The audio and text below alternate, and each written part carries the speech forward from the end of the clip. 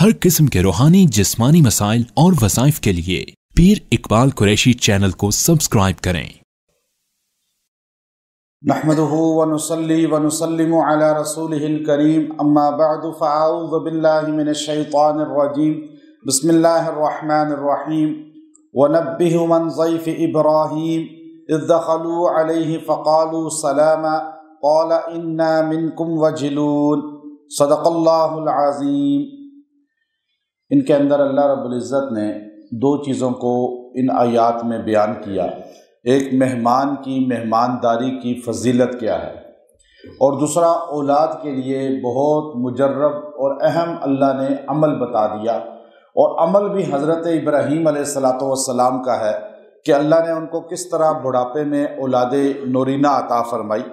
اگر کسی آدمی کی اولاد نہ ہوتی ہو یا بچتی نہ ہو یا بیٹیاں ہو بیٹا نہ ہو تو یہ عمل مجرب قرآنی اختیار کرے، اللہ اس کو اولاد بھی عطا فرمائے گا، چاہے وہ بھانج ہی کیوں نہ ہو۔ میں نے کچھ خاندان ایسے تھے جن کی اولاد کے لیے ڈاکٹر نے بالکل کہہ دیا تھا کہ ان کی اولاد نہیں ہو سکتی، بالکل بھانج ہیں یہ۔ الحمدللہ اس عمل کو اختیار کیا انہوں نے، اللہ نے ان کو اولاد عطا فرما دی، اور بہت سے لوگ ایسے ہیں جن کو اللہ رب العزت نے ان اعمال کی بدولت اولاد عطا فرمائی۔ اس کی وجہ یہ ہے کہ قرآن پاک کے اندر اللہ نے ہر چیز کی شفا رکھی ہے، ہر چیز کا حل رکھا ہے، لیکن ہمارا مقصود کیا ہے کہ ہم اس پہ ریسرچ کریں، غور کریں۔ اللہ نے یہاں حضرت ابراہیم علیہ السلام کا واقعہ بیان کیا کہ ابراہیم علیہ السلام اپنے گھر میں بیٹھے ہوئے تھے اور آپ حد درجے مہمان نواز تھے۔ جو ابراہیم علیہ السلام کی صفت تھی کہ آپ نے پوری زندگی اکیلے بیٹھ کے کھانا نہیں کھایا، جب کھانا آتا آپ باہر جاتے، ڈھونڈتے، کوئی بندہ بھی مل جاتا، چاہے وہ مسلم ہو یا کافر ہو، اس کو اپنے ساتھ جو ہے کھانے پہ بٹھا لیتے تھے۔ اور ایک مشہور ہے کہ ایک مرتبہ ایک بندہ آیا، اس نے ہاتھ دھو کے بیٹھا تو اس نے ایک دم کھانا کھانا شروع کیا۔ آپ نے کہا بسم اللہ کہو، اس نے کہا اللہ کون ہے؟ کہا تو نہیں جانتا؟ کہا نہیں میں تو نہیں جانتا۔ تو کہا تو مسلمان نہیں ہے؟ کہا نہیں میں تو مسلمان نہیں۔ تو آپ نے کہا میرے ساتھ تو کافر نہیں کھا سکتا۔ اسے اٹھا دیا، اللہ نے وحی کی، اے ابراہیم میں نے اس کو کافر ہو کر بھی 40 سال سے کھلا رہا ہوں، اور تو ایک ٹائم کے کھانے کے لیے اس کو جو ہے شرط لگا دی کہ مسلم ہوگا تو میرے ساتھ کھائے۔ میں تو ہر ایک کو دیتا ہوں، چاہے وہ کافر ہو یا مسلمان ہو۔ آپ دوڑے اور اسے رستے میں پکڑا اور اسے کہا بھائی آ جاؤ، اور اپنے ساتھ بٹھا کے کھانا کھلایا۔ آج ہمارے گھر میں مہمان آ جائے تو ہم لوگ جو ہے ایک دم، عورتیں بھی مرد بھی پریشان ہو جاتے ہیں، تھک جاتے ہیں، یہ کیا آ گیا مہمان، اور یہ کیا گھر میں جو ہے نا بوجھ آ گیا ہم پہ۔ حالانکہ مہمان آتا ہے کھانا اپنے ساتھ اپنا رزق لے کر آتا ہے۔ آپ جو ہے ہمارے ہاں جتنی فراخ دلی سے مہمان کو اکرام کریں گے، آپ کا رزق اتنا بڑھ جائے گا، اتنا ہی زیادہ بڑھ جائے گا۔ میں ابھی ممباسا گیا کنیا میں، تو ہم وہاں پہ جس گھر میں مہمان تھے تو وہ ہمیں ہر کھانے کے ٹائم جو ہے ہمارا ایسے استقبال کرتے تھے، اور ایسے ہمیں جو ہے نا ہمارے سامنے ڈھیر چیزوں کی، اور ہمیں کھلاتے، ان کے ملازم بھی، گھر کے سارے۔ ہم رات کو 12 بجے بھی کہیں بیان کر کے یا کہیں جو ہے مختلف جگہوں سے ہو کر آتے تو رات 12 بج رہے ہیں، ان کے گھر میں ملازم عورتیں تک کھانا نہیں کھاتے تھے، ہمیں پہلے کھلاتے اور بار بار اصرار کرتے یہ کھائیں۔ بڑی اہم چیزیں بناتے تھے وہاں کے حساب سے، افریقہ کے بڑی خاص جڑی بوٹیوں کی، اور ہمیں بار بار کہتے یہ کھائیں۔ اچھا، بعد میں جب ہم کھا کے چلے جاتے پھر ان کی عورتیں اور ملازم کھانا کھاتے تھے۔ تو میں نے ان سے پوچھا کہ آپ کی عورتیں رات 12 بج گئے ہیں، آپ کی بیٹیاں، آپ کی بیوی کھانا کھا لے، کیوں کھانا نہیں کھاتے؟ کہا نہیں ہمارے ہاں پکا ہم نے یہ رواج رکھا ہوا ہے کہ جب تک مہمان نہ کھا لے اس وقت تک نہیں کھانا، تاکہ کھانا اگر کم بھی نہ پڑے، اور پھر ہم مہمان کو زیادہ کھلاتے ہیں، ہمیں خوشی ہوتی ہے، اس کا جو بچ جائے وہ ہم کھاتے ہیں۔ اور ہمارے یہاں مہمان کے سامنے چیزیں رکھ دیں تو ہماری نظریں ہوتی ہیں مہمان یہ نہ کھا لے، یہ نہ کھا لے، اور جیسے ہی مہمان کسی اچھی چیز کی طرف ہاتھ بڑھاتا ہے تو ایک دم ہمارے رونگٹے کھڑے ہو جاتے ہیں۔ ایسے ہوتا ہے یہ نہیں ہوتا، اور ہماری کوشش ہوتی ہے مہمان کھائے ہی نہ کچھ، بلکہ اسی طرح خالی واپس پلیٹیں آ جائیں، تو یہ نہیں ہے، اس لیے بے برکتی ہے۔ حدیث مجھے مکہ کے شیخ نے اجازت دی ہے، سلسلہ علی میں سیدنا علی رضی اللہ تعالیٰ میں بڑی مستند حدیث ہے، اور میں اس کو تلاش کر رہا تھا، اللہ نے اس شیخ کے دل میں ڈالا، انہوں نے کتاب بھی میرے سامنے کھول دی، عربی کی بڑی کتاب حدیث کی، کہ یہ حدیث پڑھیں، میں آپ کو اس کی ہاتھ پکڑ کے اجازت دیتا ہوں۔ تو یہ تسلسل میں بڑی بہترین حدیث تھی، تو میں نے الحمدللہ اجازت لی۔ تو وہ حدیث کیا ہے کہ حضرت علی رضی اللہ تعالیٰ کہتے ہیں مجھے حضور پاک صلی اللہ علیہ وسلم نے کھجور اور پانی سامنے رکھا اور حضور نے فرمایا علی یہ کھاؤ، اور میں نے جب کھایا اور پیا تو آپ نے فرمایا سن لو، یاد رکھو، من اضاف مؤمنا فکأنما اضاف آدم، جس نے ایک مومن کی مہمان نوازی کی اس نے اللہ کے نبی آدم کی مہمان نوازی کی، اور جس نے ومن اضاف مؤمنین، دو مومنوں کی مہمان نوازی کی، اس نے حضرت آدم اور حضرت حوا علیہ السلام کی مہمان نوازی کی۔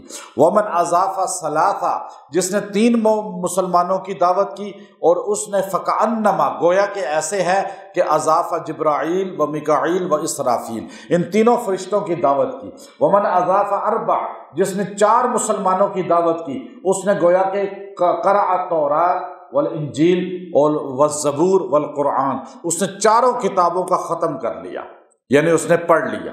اور جس نے 5 مسلمانوں کی دعوت کی اس نے گویا کہ 5 نمازیں قیامت تک ادا کر لی، اتنا ثواب اس کو دیا جائے گا۔ اور جس نے 6 مسلمانوں کی دعوت کی اس کو 6 غلام اولاد آدم میں آزاد کرنے کا ثواب ملے گا۔ جس نے 7 مسلمانوں کی دعوت کی اس کے لیے جہنم کے 7 دروازے بند ہو جائیں گے، اور جس نے 8 مسلمانوں کی دعوت کی اس کے لیے جنت کے 8 دروازے کھول دیے جائیں گے، اور جس نے 9 مسلمانوں کی دعوت کی اس انسان کے لیے اور زمین و آسمان میں نیکیاں ہی نیکیاں بھر دی جائیں گی، اور جس نے 10 مسلمانوں کی دعوت کی اس کے لیے قیامت تک حج عمرے کا ثواب لکھا جائے گا۔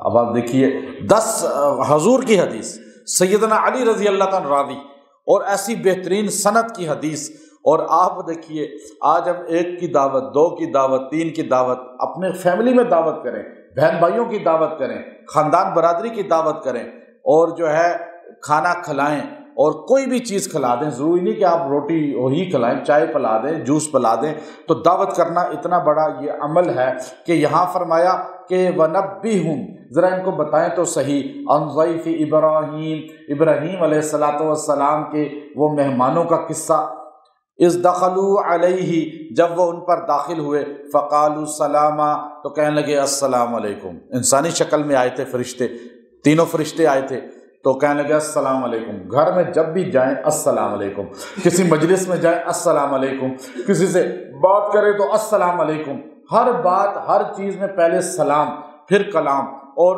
یہ سلام کرنا جو ہے یہ انسان کو امن میں لے آتا ہے۔ جو انسان گھر میں جا کے سلام کرتا ہے شیطان بھاگ جاتا ہے، ایک جن جو ہے اس کی ڈیوٹی ہے وہ گھر میں ہی رہتا ہے، جیسے ہی سلام کرتے ہیں وہ بھاگ جاتا ہے اور کہتا ہے اس گھر میں ہماری جگہ نہیں۔ سلام کرنے سے انسان، جو آدمی 25 آدمیوں کو دن میں سلام کرے گا، سیدہ عائشہ رضی اللہ فرماتی ہیں کہ وہ مر گیا اس دن تو شہید ہوگا۔ تو کتنا آسان عمل ہے، سلام کریں، سلام کرنا عام کریں، اور بچوں کو بھی سلام کی عادت ڈالیں۔ ہم نے ملائیشیا کے بچوں کو میں نے دیکھا کہ ان کو جب بھی کوئی بچوں کو سلام کرے، اسکولوں میں بھی گئے، مدرسوں میں بھی گئے، جہاں ہم جاتے تھے تو ہم دیکھتے تھے کہ بچوں کو سلام کرے تو بچہ سلام علیکم کہنے، وعلیکم السلام کہنے کے بعد یا سلام خود کرنے کے بعد اپنے آپ کے ہاتھ کو یوں بوسہ دیتا ہے، پھر اپنے ماتھے پہ یوں لگاتا ہے۔ کتنی محبت کا اظہار ہے۔ اور یہاں تو بچوں کو سلام کی عادت ہی نہیں ہے، ہمارے بچوں کو، ہمارے بچے جو ہے وہ تو کسی کو سلام، نہ ہم نے عادت ڈالی نہ خود عادت ہے کہ ہم کسی کو سلام کریں، تو ہم ایسے ہی جو بس ہاتھ سے اشارہ کر دیتے ہیں اور کیا حال ہے بس پوچھ لیتے ہیں، السلام علیکم۔ یہ جنت کا بھی سلام ہے، اللہ کا بھی سلام ہے، فرشتوں کا بھی سلام ہے۔ قال انا منکم وجلون، انہوں نے کہا، حضرت ابراہیم نے کہا جب ان کے سامنے دمبا جو بچڑا ہے وہ ذبح کیا، بچڑا ذبح کر کے ایک دم گئے، بس مہمانوں کو آپ پوچھتے رہتے ہیں ہمارے یہاں مہمانوں سے، آپ نے کھانا تو نہیں کھانا، کھانا تو نہیں کھایا ہوا آپ نے، کھانا آپ کے لیے تیار کریں، بار بار پوچھتے رہتے ہیں، اس کا مطلب ہے کھلانا نہیں چاہتے۔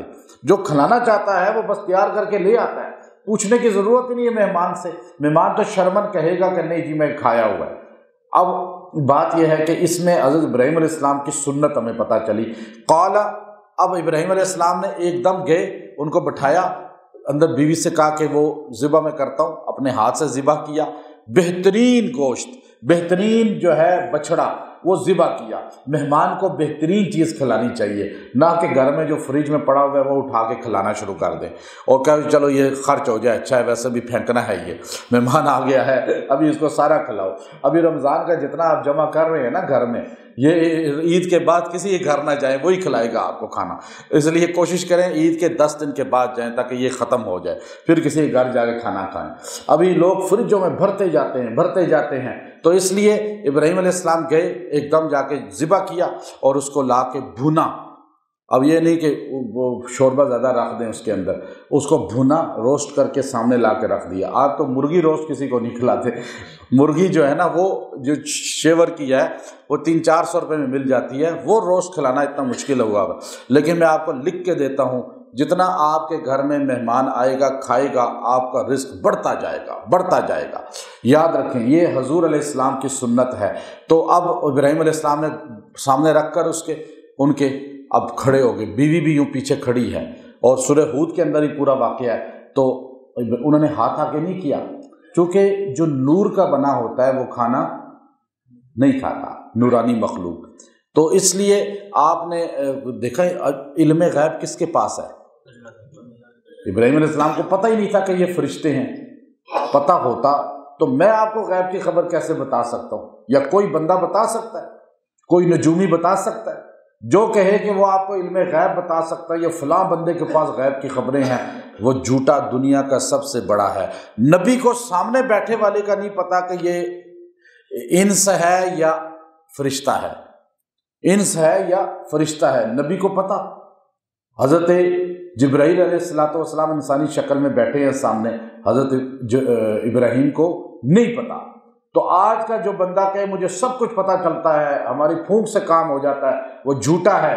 وہی کامیاب ہو سکتا ہے جو اللہ اور رسول کی اتباع کرے گا، قرآن و سنت کی بات کرے گا، اس کے تحت چلے گا۔ اپنی کرامات کہ میں یہ کر سکتا ہوں، یہ جتنے بھی کرامتیں ہیں نا یہ لوگوں نے بنائی ہوتی ہیں، ولیوں کی اپنی بیان کردہ نہیں ہوتی، یاد رکھیے گا۔ ابھی میں آپ کو ایک قصہ اپنا ویسے ہی سنا دوں، آپ جا کے اس کو مسالہ لگا کے میری کرامت کو اتنا بڑھانا شروع کر دیں گے کہ آگے پتہ چلے گا کہ 1 سال کے بعد کہ وہ بات تو کہاں سے کہاں پہنچ گئی ہے۔ تو یہ کرامتیں ہمیشہ جھوٹی چیزیں ہوتی ہیں جو زیادہ تر ہمارے ہاں نسل در نسل چل رہی ہیں۔ دیواریں چلی، شیر آئے، سانپ نکلے، یہ پہاڑ چلے اور یہ ہوا، اور عجیب عجیب کرامتیں، یہاں تک کہ ایسے ایسے دیندار لوگ سنا رہے ہوتے ہیں کہ رابعہ بصریہ گئیں تو کعبۃ اللہ ان کے استقبال کے لیے آیا۔ ایسے ایسے قصے ہیں یا نہیں؟ تو اس لیے یاد رکھیں، کرامتوں پہ زندگی نہ گزاریں بلکہ صرف قرآن و سنت کی بات کریں۔ اور کرامتیں ولیوں کے ساتھ مختص ہوتی ہیں، وہ حجت نہیں ہوتی، وہ صرف ایک واقعہ ہوتا ہے کہ آپ کو پتہ چلے۔ باقی ایسے اللہ رب العزت جو ہے نہ بھی ظاہر کرے، پھر بھی ہم دین اسلام پر مضبوط ہیں۔